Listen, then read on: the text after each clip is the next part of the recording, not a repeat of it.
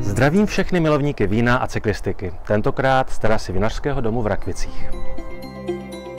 Nacházíme se na samém jižním konci velkopavlovické vinařské podoblasti, obklopeni vinicemi a nádhernou jihomoravskou přírodou.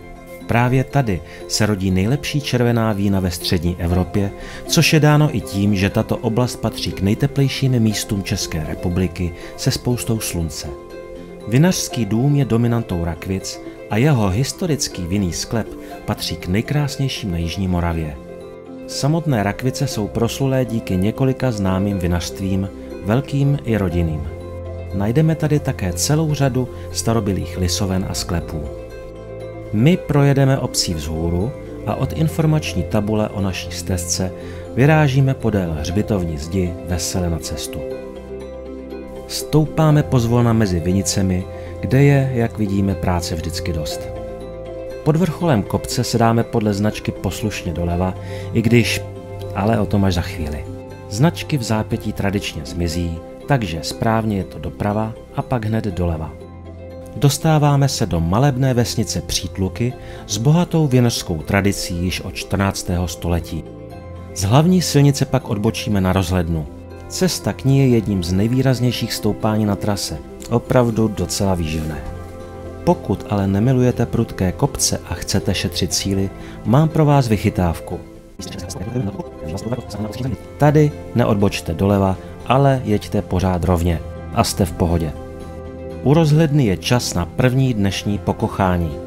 Jde o jednu z nejkrásnějších vyhlídek v celém kraji a velkopavlovickou i mikulovskou vinařskou podoblast pod sebou máme jako na dlani. Pod rozhlednou pozor na nenápadnou odbočku a pak už si užijeme parádní sjezd.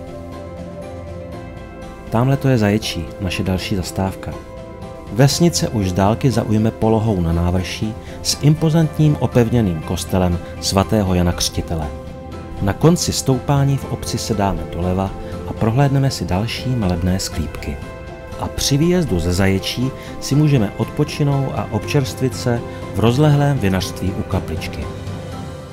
Nicméně naše cesta vede doleva a podél dalších vinařství dolů k vodní nádrži Nové Mlýny. Tady pozor doleva, to snadno přehlédnete.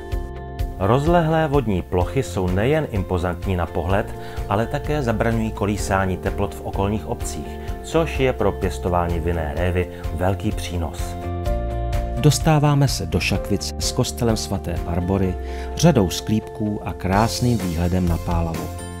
Polní cestou poté jedeme z kopce do kopce i po rovině na Hustopeče.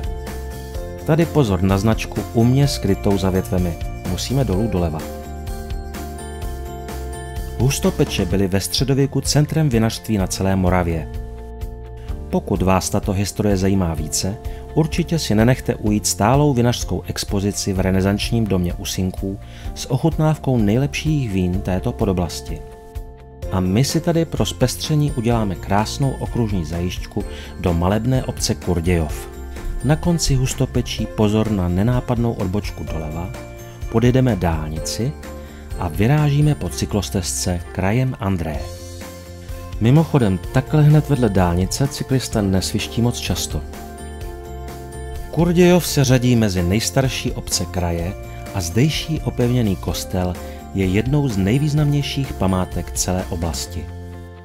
Na začátku svižného sjezdu zpět na Hustopeče můžeme odbočit na další rozhlednu uprostřed proslulých mandloňových sadů. Bohužel takhle krásně kvetou jenom v březnu.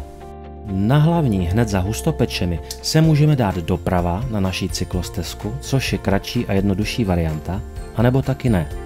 Pokud totiž pojedeme dál po hlavní, zavede nás trasa na proslulou viniční trať Sonberg a terasa vinařství nabízí u skleničky vynikajícího vína opravdu impozantní výhled. A pak už zase zpátky nahoru na kopec na naší trasu.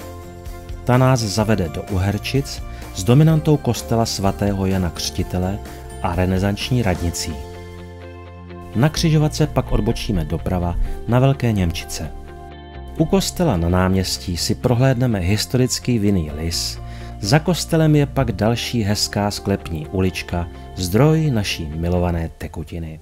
Pak musíme bohužel na frekventovanou hlavní silnici, po které dojedeme do Nosislavy. Vinařství tu má dlouhou tradici a rodí se tady vynikající chardonnay nebo rulanské šedé. A po opuštěné silnici souběžné s hlavním tahem už se blížíme do našeho cíle, do Židlochovic. Tady můžeme na závěr opět obdivovat krásy Jižní Moravy z místní moderní rozhledny. Dojet pak můžeme do Hrušovan, které jsou jenom kilometr daleko, a odsud zpátky vlakem do Rakvic nebo kamkoliv jinam. Na závěr jako vždy rekapitulace. Ujeli jsme dnes 65 km, ale když vynecháte Kurdějov a Sonberg, máte to hned o 20 méně. Nastoupali jsme přes 800 metrů, bez zmíněných zajížděk to ale opět bude o 300 méně.